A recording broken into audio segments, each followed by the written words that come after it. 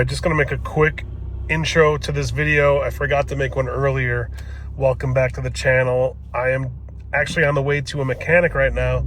We're gonna be doing lowering springs as well as new front shocks and E85, or I should say flex fuel. So kind of exciting, a little bit of an upgrade, you know, cosmetically.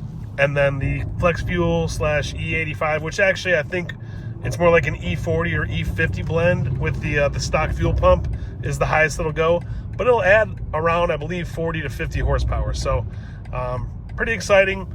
On the way right now, should be there in about a half an hour. I am just dropping the car off and having him do the work.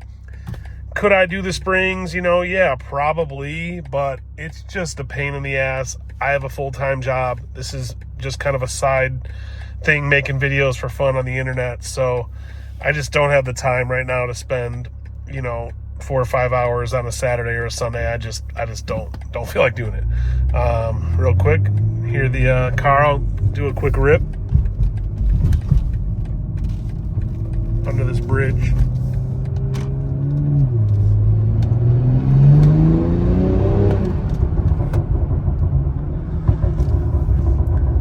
So again, 2020 M340 Stage 2 MHD, going to be lowering H&R Lowering Springs, which I believe they dropped them about 1.3 inches, give or take. And then it's a Fuel It flex fuel kit. So I know there's an MHD flex fuel and another option is Fuel It. I went with Fuel It. MHD is compatible with it.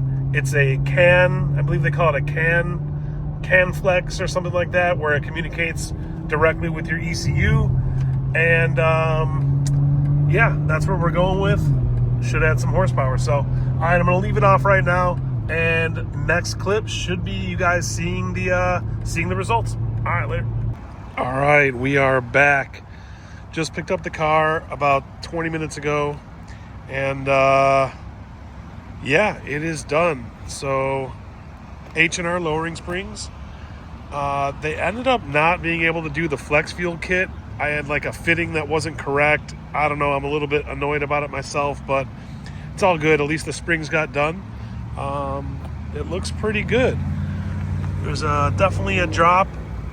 You know, it's supposed to be, I think, 1.3 inches. So overall, pretty good. So I'll send another update later, but there it is. All right, just want to make a quick clip.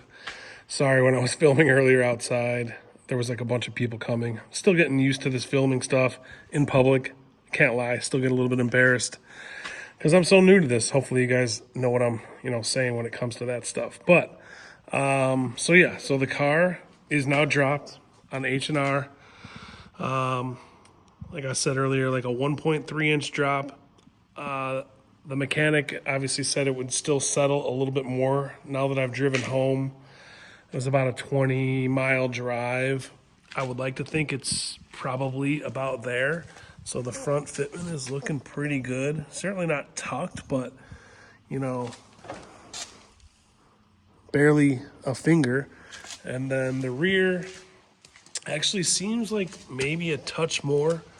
Yeah, pretty close.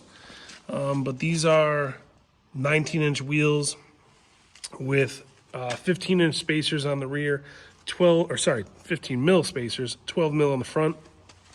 And my tires are, I forget, they are, I believe the rears are 265.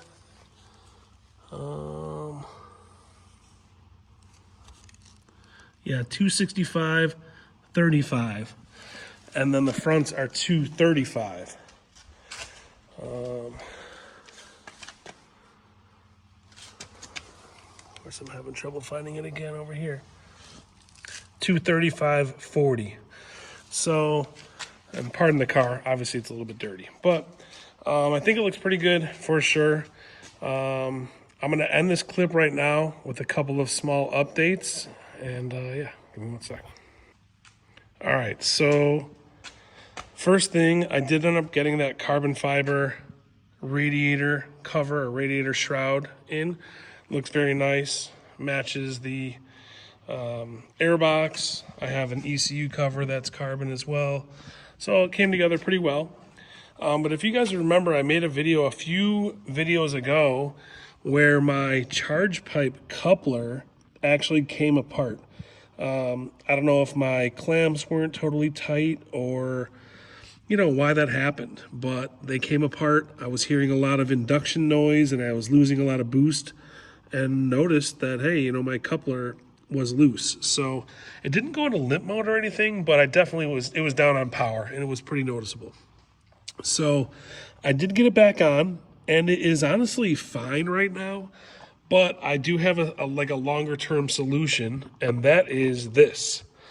This is a 3-inch to 2-inch charge pipe coupler, but if you can tell, it is a lot longer than the one that's on there. The one that's on there right now is maybe 3 or 4 inches long.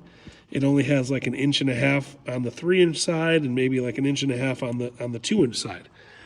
This one is literally like double the length. It has like 3 inches on the 3-inch side and 3 inches on the 2-inch side. So I feel like it's going to be a lot more secure. It'll be less prone to slipping off. I obviously have not gotten a chance to install it. I just got it like a week ago. And because mine is holding strong, I don't know. I may do it. Honestly, it's probably going to be a pain in the ass. As you can tell, there's not a whole lot of room. Even with the engine cover off, you have to undo a few different plugs to even get to it. But if it happens again, I have a solution. So if you are having the similar issue, I got this one from PW Performance. It was literally like $20. And I would recommend it. I mean, I guess I haven't used it yet, but I don't see why it would have any issues. It just is a little bit longer, and it should be a little bit more firm. So, yeah, that's the solution to that. And then I got one more thing to show you guys. One sec. Okay, all right. So you guys might remember a few videos ago, I did a walk around, and I showed you guys that I have the LED lights around my grill, like that.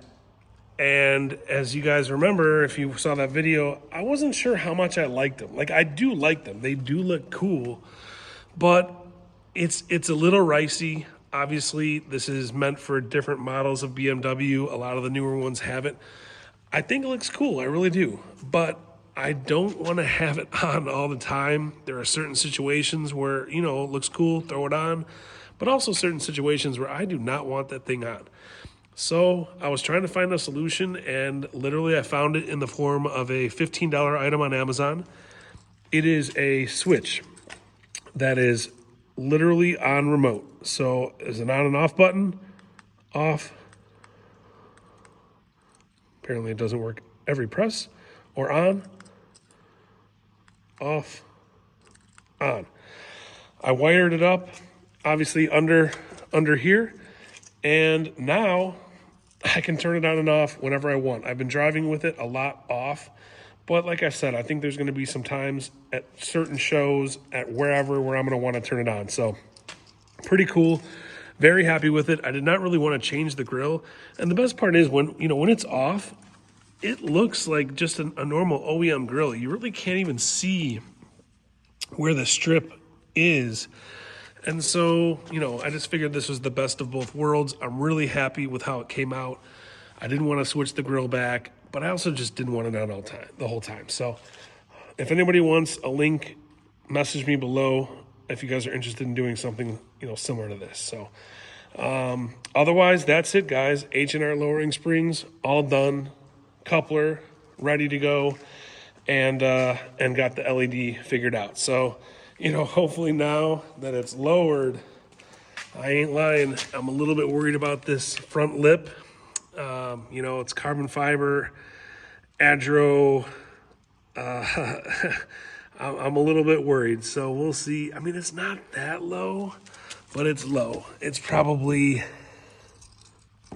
a good, I would say it's three inches, maybe 4. I do have, it's hard to see, but I actually have those little guards that you guys have probably seen that go along the edge to prevent, or not prevent, but to take the blunt force if I was to hit a curb or parking block or whatever, anything on the road. So I don't know. I'm a little bit worried, but what can I say? You know, you guys know the deal. For looks, we do what we have to do. So I think the drop definitely suits the car, especially kind of all black. It just looks great. So, all right, that's going to be it for now. I do have a few more mods in store. I actually bit the bullet. I have a carbon CS style hood on the way, as well as carbon fenders with, you know, the gills or the vents or the fins or the whatever adjective you want to use. So they are on the way, on the ship. Alibaba should be here right around June 31st. So that's about a week from now. And yeah, pretty stoked on that. So yeah, comment below, subscribe, hit the bell, ask me any questions. Appreciate you guys watching. Thanks.